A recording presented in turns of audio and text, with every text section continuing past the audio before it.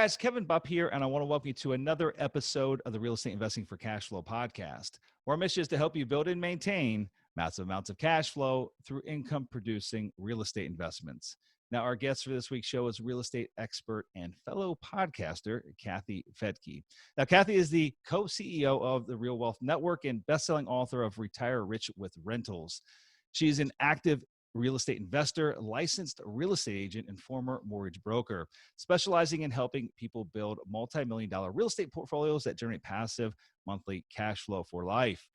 With a passion for researching real estate market cycles, Kathy is a frequent guest expert on CNN, CNBC, Fox, Bloomberg, NPR, CBS MarketWatch, and the Wall Street Journal. She was also named among the top 100 most intriguing entrepreneurs by Goldman Sachs 2 years in a row. In addition to all that, Kathy hosts two podcasts, The Real Wealth Show and Real Estate News for Investors, both top 10 podcasts on iTunes with listeners in 133 different countries. Her company, Real Wealth, offers free resources, cutting-edge education for beginning and experienced real estate investors. Kathy is passionate about teaching others how to create real wealth, which she defines as having both time and money to live life on your terms. We're going to definitely talk about that today. And so with that, guys, it's my honor to welcome Kathy to the show. Kathy, how are you doing today? So good. Thanks for having me back. Yeah, excited to have you here. It's been a long time, as I was mentioning. I looked back, I was looking through the archives, and it's been like 4 or 5 years. So it's amazing, amazing how time flies. But we're here now. That's all that matters. But only a year since you got to have a grueling experience with my husband. That's what I was. Yeah. So guys, I was telling Kathy about her husband. Awesome dude. Extreme adventurous. It's probably the best way to put it. Which yeah. I enjoy that as well. I always look for a challenge. And we went out with a group of guys, a couple close buddies. We all ski or snowboard, and we went on a backcountry adventure last year out in Utah. And so I've skied many of mountains and done some really challenging things, but I'd never been backcountry skiing. And so it was quite an experience. It kicked my butt, and I didn't even make it the entire trip. I had to bail out the very last day. So anyway, I think Rich and I were both in a little bit of pain together. His was more the knee-related pain. Mine was just more physical exhaustion. So anyway, that was a lot of fun. You got a great husband. And again, you guys have created quite an amazing business and life together. So I'd love to chat about that, life, work balance and things of that nature. But before we go down that path, Kathy, maybe if you could take a few moments for those that aren't familiar with you, don't know you, your story, and what it is you do, maybe tell us a little bit about yourself. Sure. Well, Rich and I own a real estate investing group that focuses on getting new investors into 1 to 4 unit rental properties in areas where there's job growth and population growth and affordability that translates into cash flow, which is harder and harder to find these days. But that's what we've been helping investors do since 2013. And the reason we started that whole model is for our own journey. Back then, Rich had been diagnosed with melanoma, told by the doctor that he had maybe 6 months to live if it had spread, and they thought it had. After many tests, he was okay. He just had it all cut out. But there was a period of time we didn't know. I was a stay-at-home mom and 2 little kids, and we just bought a huge house way beyond our ability. But I think at the time, it was like a 6-bedroom house. So it was a really scary time. But something happened at that. Love will give you the power. And I just wanted him to be better and to take the time to get better. So I just said, I'm going to take over the finances. And something shifted in me where I just knew I would figure it out.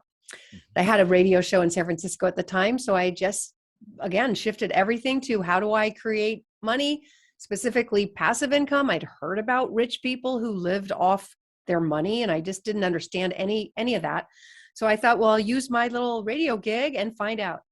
And that's how Real Wealth was created, just learning from others who have created this concept of, created and living the concept of passive income. Yeah, well, that's fantastic. So let's back up a little bit because you just happen to have a radio show. What's that all about?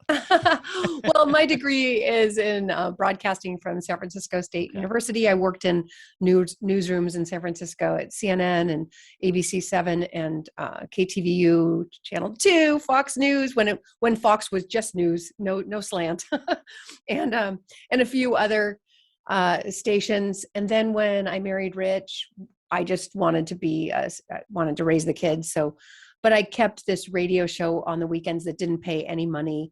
It was just fun, and it kind of kept me doing something professional and in the business, but not a very big audience. I wasn't very good at it. But then when I made this decision to just be a big girl, and take just like, I had no idea how I was going to do it, but I just knew I was going to. And my start was, hey, use what I've got. And I've got a platform, and maybe I can invite people to talk to me because they'll get exposure.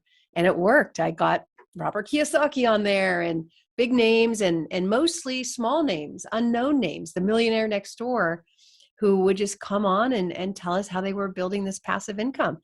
And that grew. Turns out I was not the only person in the world who wanted to know how to do that. So the show really started to grow after years of kind of being flat. And so as I learned, my audience learned, and we grew as the network, which is RealWealth Network. That's awesome. So, I mean, you really are. You're one of the OG podcasters, right? I am. Yeah. I am. When I've heard people call me a pioneer, and, I still feel like I'm 20. Sometimes the body just doesn't follow the brain. It's like, wait, how could I be this old? But yeah, I'm one of the originals.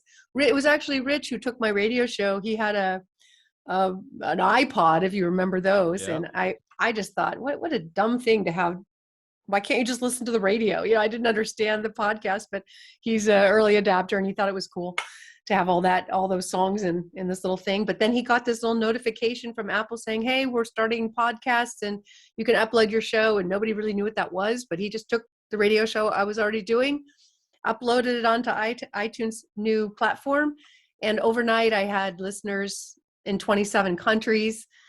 I had a woman call me from Australia and say, oh my gosh, I love what you're doing. Can I fly you out to Australia to meet our investors? And I got a free trip there, brought the whole family, and ended up on a stage in front of 1,000 investors. So it just opened up this big new world for me when my audience had only been San Francisco until then. Yeah, that's fantastic. And it's funny because, I feel like I was an early adopter of podcasts, and I looked this up before we jumped on the show here as to when did iTunes or Apple actually release their podcast platform. It was 2005. Like in my mind, it was 2008, 9, 10-ish. And it was much further back than that. And so, wow. That's quite impressive. So you've been doing your thing, going strong for many, many years now.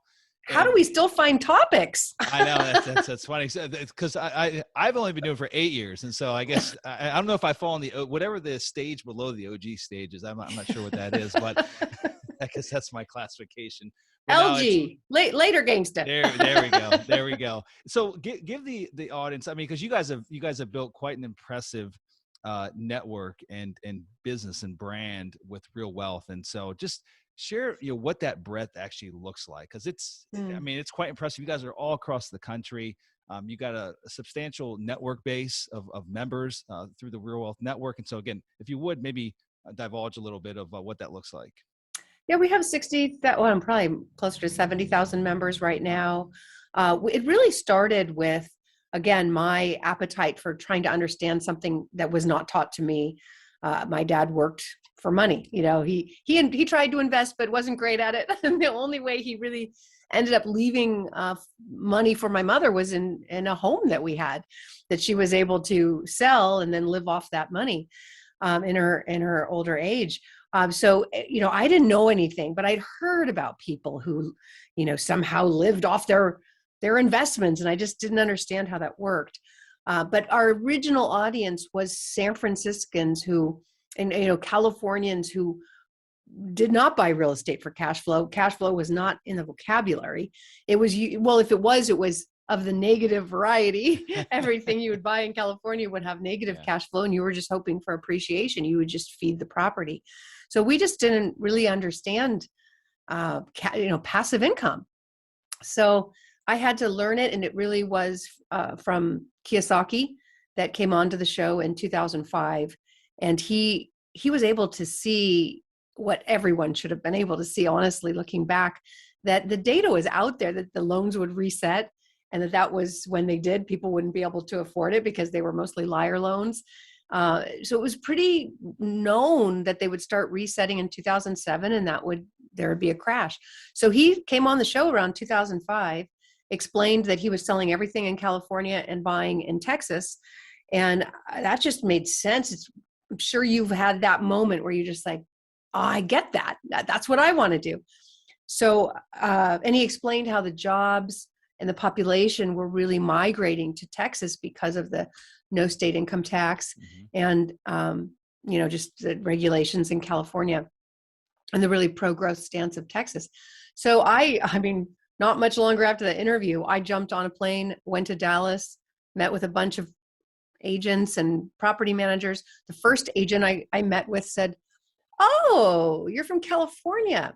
I can show you some really nice $400,000 homes that Californians love." And I just couldn't believe how greedy this woman was, because I knew that you couldn't cash flow on a $400,000 property. That was like a mansion in Dallas at the time.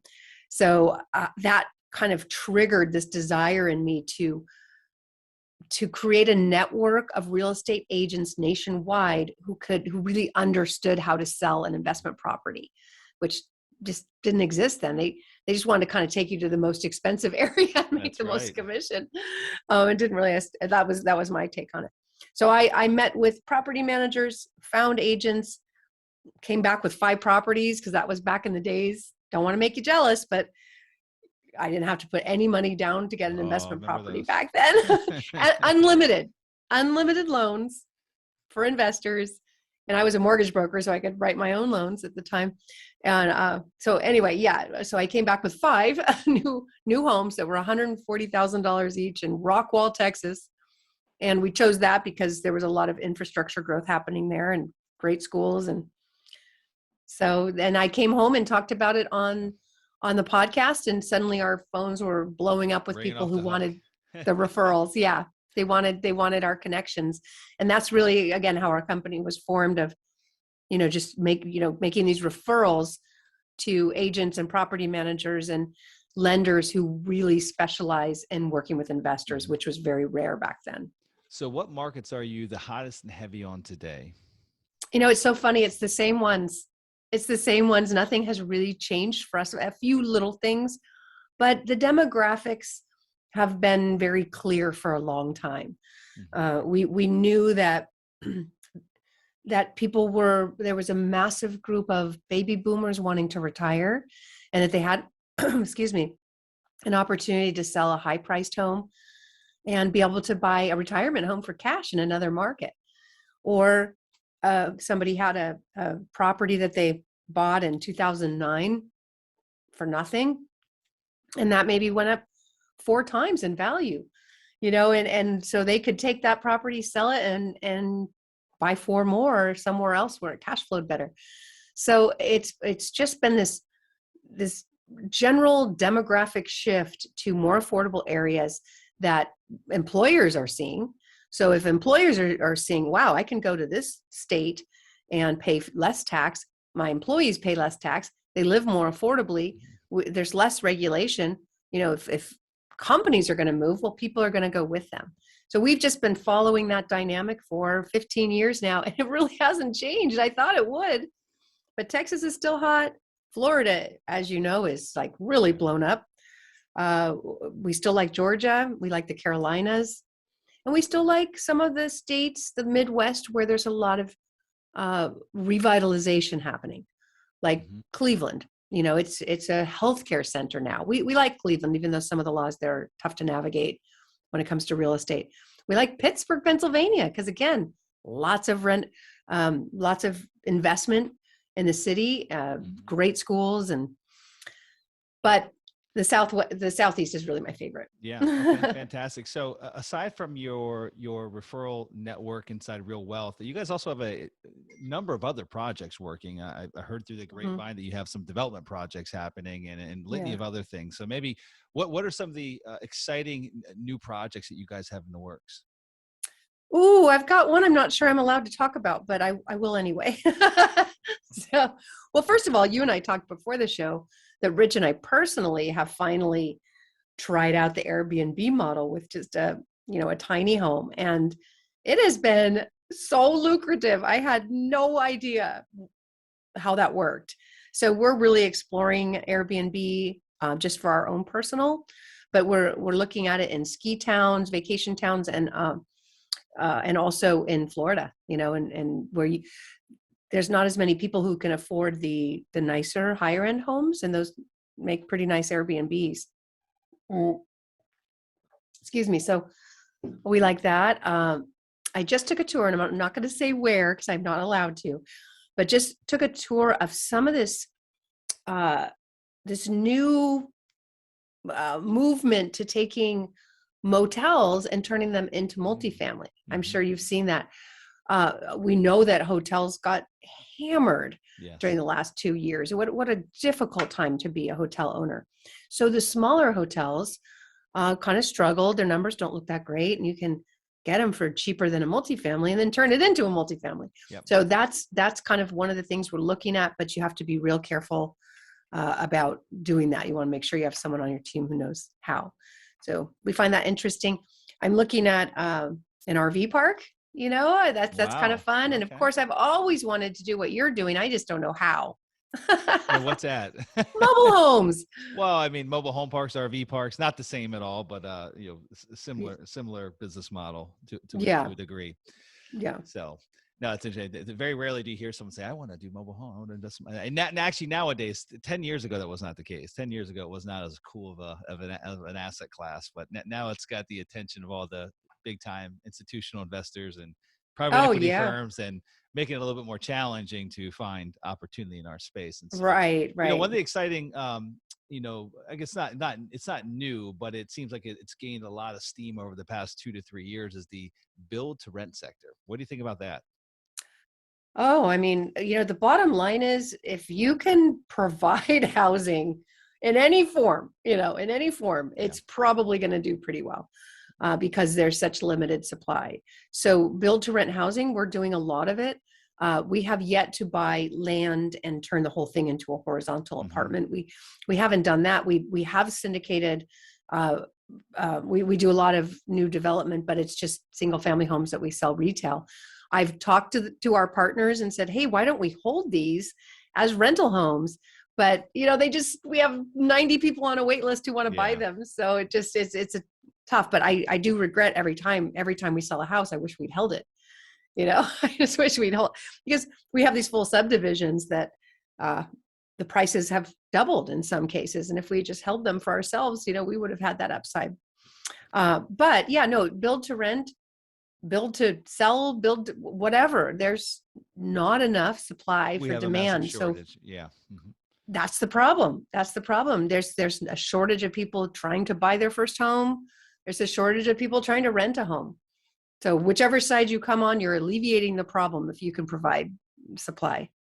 So when you guys are looking at opportunities nowadays, obviously what was 3 months ago is no longer today. And what I'm speaking to is interest rates. I mean, it's been a drastic shift just in the last couple of weeks, depending on when you're listening to the show, what have you. But it's been a drastic shift. And we know that shift is going to continue on an upward trajectory. Per Jerome Powell, we know that there's going to at least be another, I think it's five or six, I can't recall, 5 or 6 more interest rate hikes throughout the remainder of 2022. And so, again, where we were at a couple months ago is going to be a very different picture as to where we're going, even where we're at today, but where we're going here over the remainder of the year. And so what are you doing today to mitigate risk of coming developments or coming investment opportunities? Because again, we've got this volatility going to interest rate markets, and rents keep going on an upward trajectory, but at some point, is there a ceiling on rents? Is there a concern with the interest rate volatility? And again, how are you stress testing the entire picture to ensure that you yourself, Rich, your company, or your investors aren't putting themselves in a precarious state? It's a great question. And it's a loaded question. I get it. There's a lot there. Yeah. I literally just did a presentation called The Changing Tides of 2022. It's free on my website if anyone wanted to see that. But it's exactly what you just said. It's changing. So we can't use the strategies that we used over the past few years now. Although, some of the things we can, but we have to be a little bit more careful. When you think about going out in the water, swimming or surfing or something, you should be aware of the tides because it will affect your experience, right? If you go out surfing and you don't know that the tide's going out to low tide, you might hit a rock, right? That suddenly appears because you couldn't see it when it was high tide. So we are experiencing that exact situation right now, where the Federal Reserve was so accommodating, so supportive of the U.S. economy during one of its most challenging times that I know of, where people literally couldn't work. So the Fed came in and sent out stimmy checks, right, to businesses and to people, but then kept going and went beyond. And so much money was created with the Fed just even till recently saying, oh, don't worry, the inflation's transitory. And the rest of us going, well, how is that possible? We know what happens. All we have to do is look at charts and see in the past when there was this free money printing policy, inflation went right along with it. Because it'd be kind of like, the best way I can describe it is, we're playing a game of Monopoly and we've got some money on the table of the little bank money. It's the fake money, not that different than the money we use today. It's just paper, right? And then the banker comes in with another box of money and starts spreading it around. But what hasn't changed is what's on the board. There's still a set number of homes and apartments for sale on that Monopoly board, but all of a sudden more money. So of course, if you and I are fighting over this apartment building, we've got more money, we're just prices are gonna go up. It doesn't mean the value's gone up. It just means there's more dollars circulating to chase the assets that are there. Today we have that problem. I mean, there's definitely more inventory coming online. Builders are getting up and running. I think the multifamily, there's the most new units coming on ever this year. But there's still not enough. There's still so much demand with this millennial demographic, but so much money chasing. So we have a major inflation problem here in the U.S. that, depending on how you look at it, it's good for people who own assets because the asset values tend to go up with all that money chasing it and all the demand for it. But if you don't have assets, it's a really hard time. It's a really, really awful time for people. And that's why, again, the work that you're doing, the work I may be doing, trying to create more affordable housing through potentially turning motels into multifamily or, like I said, the RV parks, anything that can provide more housing is going to help. It's frustrating when, the cities don't necessarily agree. Like, we tried to get affordable housing in California and it just, environmentalists kept making it impossible. It's like, wait. Every state municipality wants it. They know they need it. But when it comes to a developer coming and saying, hey, we'll put up the funds, we'll do a project, it's no. It's pretty tough.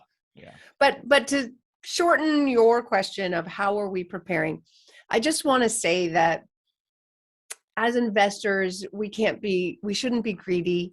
We've had a wonderful run. We've had low interest rates and asset values just through the roof. So investors, they've done pretty well.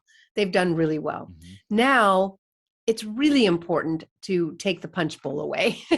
It's been a great party, but it's getting late. Things get a little crazy when the party goes too long. So that's where we're at. It's really important that the Fed is increasing interest rates. Is it good for investors? No, it's not. Is it good for our economy? Yes. So we have to just look at it like, hey, it was a great run. The party's over. Interest rates are going up, and they're going up for a very specific reason, to stop this inflation that is bad for the middle class and bad for low-income people. It makes life very difficult. So it's important that this is happening. It will hopefully slow down the demand, but probably not that much in housing, because there's still so much demand for housing, and there's still enough money out there and enough people who will be able to afford. It will just be maybe 5 multiple offers instead of 20. Yeah, no, fantastic. I appreciate that. And I'm going to switch gears here, Kathy, if we can. And I know that, you and Rich are huge proponents of really creating a business around your lifestyle and, utilizing and leveraging that business to, to travel and to, go surfing and mountain bike, all the different things that you guys do together just to enjoy life together, not be, locked down and shackled down by your business. And so maybe if you had any advice to give those that are listening in right now that are, in the process of building their real estate business, what advice would you give as far as if you had to go back and restructure yours again, so that again, it allowed you to achieve that same goal of having the flexibility, having the freedom and time to do what you and Rich enjoy doing? What advice would you give them? Well, I learned from Rich really early on in our marriage that you have to carve out time for the most important things, or it just doesn't happen. And it's just strange as humans how anyone will sit down and I think in a minute know exactly what matters to you. But then when you really look at your calendar and how much time you invest in that, it's not much generally. So, being aware, what are the things that really make me happy, that what do I love, and scheduling that in. It's like putting the rocks in the jar first, because they won't fit later once everything else is in there. You put them in first, and you let everything else fill in around it. In the very beginning of our marriage, when we had no money, he still would take me away for the weekend and get a babysitter. Usually it was a family member, so it wasn't expensive. But, and I'd be like, honey, we've got too much to do. And he's like, our marriage must come first. We've got to get this time together. And within an hour, I'd finally drop into relaxation and we'd be like little kids on a honeymoon again. But if you don't do it, you could become strangers. And you could end up 20 years later not knowing who your partner is, and all you've worked for could fail. Yeah. And if you're trying to build wealth and you end up in a divorce, you've just lost 50% of your wealth right off the bat. It's worth the investment for so many reasons. And the same would be for health. If you don't invest in your health, you could lose 100% of your investment on hospital bills or just death, right? So we've got to make these things a priority, and Rich has always helped me to do that. I also learned early on that our kids are resilient. They've got friends and they've got things to do, and they've got their imaginations. What they really need from us is moments of one-on-one, complete and total togetherness with no distractions. But it doesn't have to be all day or for very long even. I mean, even with your spouse, if you just took 5 minutes to look each other in the eye every morning and just, ask how you're doing, I mean, that connection can go a long way. So with our kids, Rich would always, I'd get my date night with him, and then he'd get a date night with one of the kids, and we would take one of the kids by ourselves to go do something regularly so that they would get that one-on-one time too.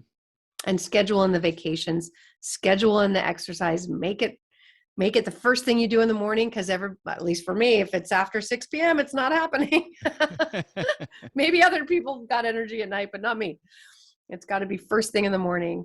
Making sure your kitchen is filled with only the things that are good for you, so that the temptations aren't there, unless, on the weekends you get to splurge.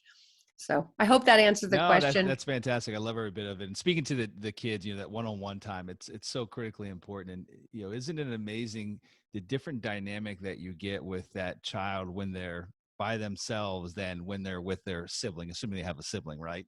Yeah. It's just, anyway, and the spouse. I mean, as soon as your spouse absolutely. is there, you're talking adult stuff, and the kids are kind of left out.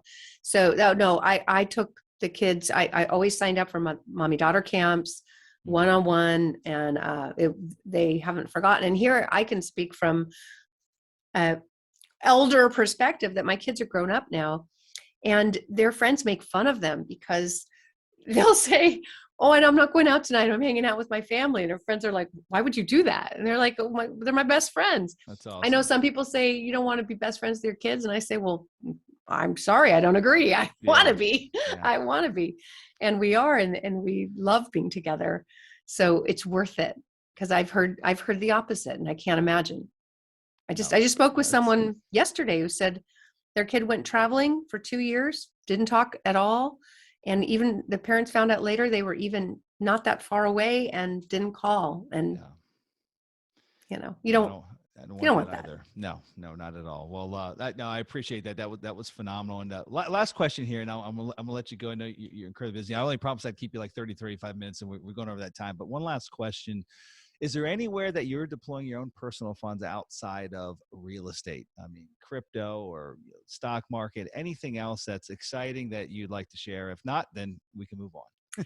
Yeah, I mean, we have gold. I Mhm. think gold is more of a savings. Yep. It's just reserves basically.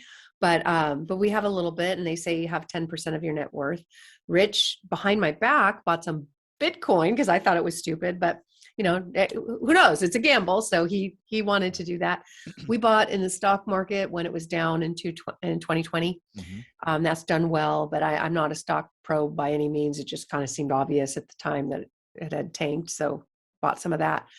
And, between business and real estate, those are the things I love the most is building the Yeah. business.